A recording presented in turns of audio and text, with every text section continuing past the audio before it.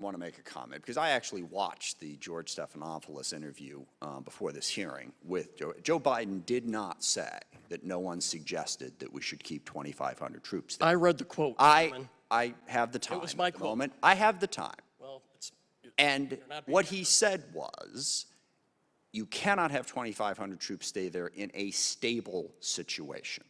So we should at least be accurate about what information was provided. I would urge everyone to go back and actually look at the words and not take what is being said here as accurate. Chairman, I read the quote. I read it too, and I read it with a clear, open vision of what he was saying, not with a bent to try and make sure that we could successfully have a partisan attack on him. He was asked, could they stay there in a stable environment? That is the option, he said, wasn't on the table, not because it wasn't offered, but because it didn't exist. And while we're ripping apart these three gentlemen here, I want to remind everybody that the decision the president made was to stop fighting a war that after 20 years it was proven we could not win. There was no easy way to do that. Mr. Chairman, I believe that General Bacon was clear. If he had just should be defended. I will be happy to yield Mr. Rogers' time when I am done. What he made clear was we needed to stop fighting a war that for 20 years we've had these conversations over and over again. Democrats bash on the Republican president more than they bash on the Democratic presidents. Republicans bash on the Democratic presidents more than they bash on the Republican presidents. But the end result was the same. 20 years of an endless series of decisions by very intelligent, very capable, very committed people. Any implication that the three gentlemen in front of us are not very capable, very intelligent, and very committed to this country is simply partisan political opportunism.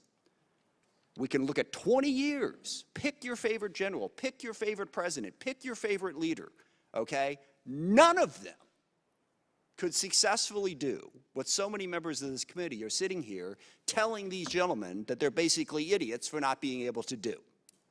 We should pause for just a moment and think about the fact that maybe that's the wrong argument. Maybe the mission itself was really hard to achieve. And what President Biden said is, we're done. We're not going to have these hearings anymore. We're not going to have the funerals anymore. We're not going to lose the service members fighting a war that it is clear we cannot be successful. And we all pick nits on this decision or that decision. Why didn't you say this? Why didn't you do that? 20 years of a whole lot of different people leading has led us to this point. And we said we're going to stop. Mr. Chairman, this is inconceivable. They're bringing the war here. The war is not over. It's coming to America. The funerals are here, Mr. Chairman, and we count on you and your leadership and these generals to know the war is not over. It is clear that you have to interrupt. Mr. Chairman, we're not done with this war. The point is, yes, we are going to have to continue to contain this threat. And 20 years of mistakes is an excuse for the failure of the withdrawal. Afghanistan was not succeeding. Mr. Chairman, point of order. I have to make that point. Mr. Rogers is the ranking member on the committee, and I will give him the time to respond. Thank you, Mr. Chairman. I did note the Stephanopoulos interview, and I disagree with your interpretation. Mr. Stephanopoulos came back and asked him again. So you're saying that nobody advised you to leave the troops, and that was his response. But I think the general officers here and the Secretary have made it very clear that they gave the President advice that he wouldn't listen to. The last president, they gave him advice, and he did listen to it. So, I mean, I'm not challenging, and I have not in any way disparaged these great gentlemen. In fact, in my opening remarks, I made it abundantly clear I don't want them shouldering blame for what happened in this withdrawal when it was the administration and the State Department and National Security Advisor. And with that, I'll yield. Mr. Johnson is recognized.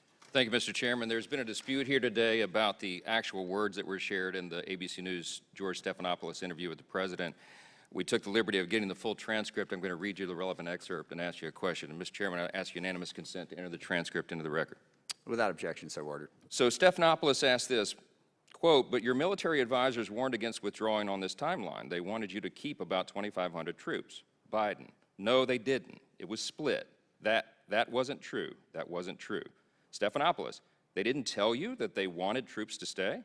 Biden, no, not in terms of whether we were going to get out in a time frame all troops. They didn't argue against that.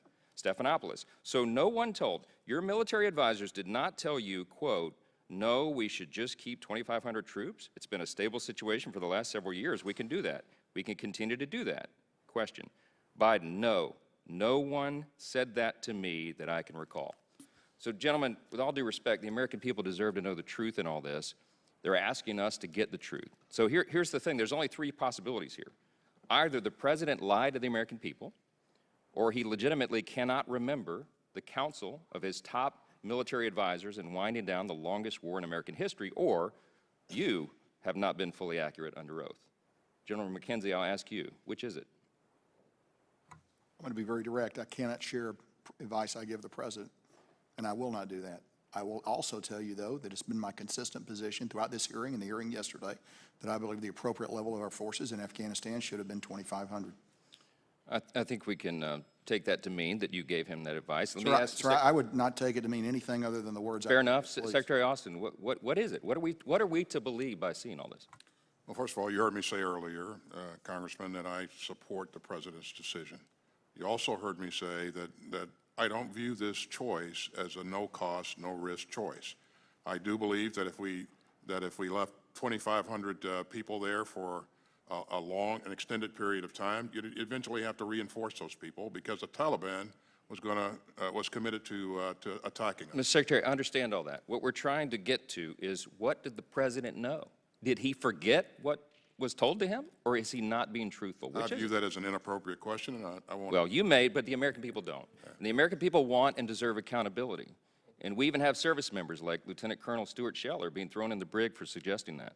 The public's faith in our institutions continues to erode precisely because everyone in the D.C. bubble appears to have some sort of immunity from the basic standards the rest of America is expected to live by. This is quite clearly one of the biggest military and foreign policy blunders since our withdrawal from Vietnam. So my question for all of you is very simple. Where does the blame lie?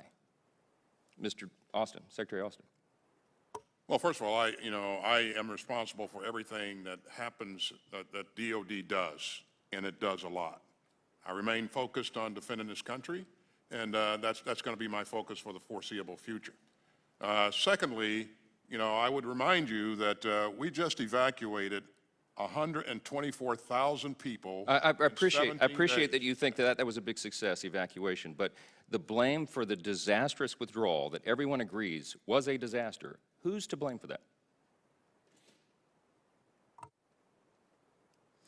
I'll let the silence speak for itself. General Milley, you said earlier this month that it's possible that we would work with the Taliban to conduct strikes against ISIS-K in Afghanistan, presumably referencing our over-the-horizon capabilities. But today you testified, you said, quote, the Taliban remains a terrorist organization with ties to al-Qaeda. So are you now suggesting that the United States form some sort of strategic partnership with a terrorist organization? No, absolutely not. I'm not suggesting that at all. Could I go to your first question, though? Please. Like Frank McKenzie, like General McKenzie, it's not our purview to share specific discussions with the President in terms of national security decision-making. But it was our opinion at the time, and it's been very consistent. And I would also tell you that this administration did, and I was part of it, along with the Joint Chiefs, a very rigorous process. And this President was one of the most informed decisions that you can imagine, in terms of all sides of the argument. We in the military, in the uniformed military, we look at the cost, the risk to force, the benefit, et cetera, in a narrow, focused view. Other decision makers have a much wider angle. I appreciate that, but what we're left with in the 9 seconds I have left is that we're supposed to believe that the President was either not informed by you of these very important factors, or he forgot it. Either one is alarming. Gentleman's time is expired, and since the transcript was submitted for the record, we read through this kind of quick, but Mr. Stephanopoulos says your top military advisors warns against withdrawing in this timeline. They wanted you to keep about 2,500 troops. No, they didn't. It was split.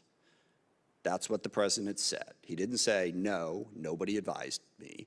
It was split. Mr. Chairman, read down 2 more lines. I'll be done just a second, then I'll yield it back to you. And then Stephanopoulos says, no, No one said we should just keep 2,500 troops. It's been a stable situation for the last several years. We can do that. We can continue to do that. No, no one said that to me that I can recall. No one said it's been a stable situation for the last several years. We can do that. We can continue to do that. Those are the words on the transcript that was just submitted.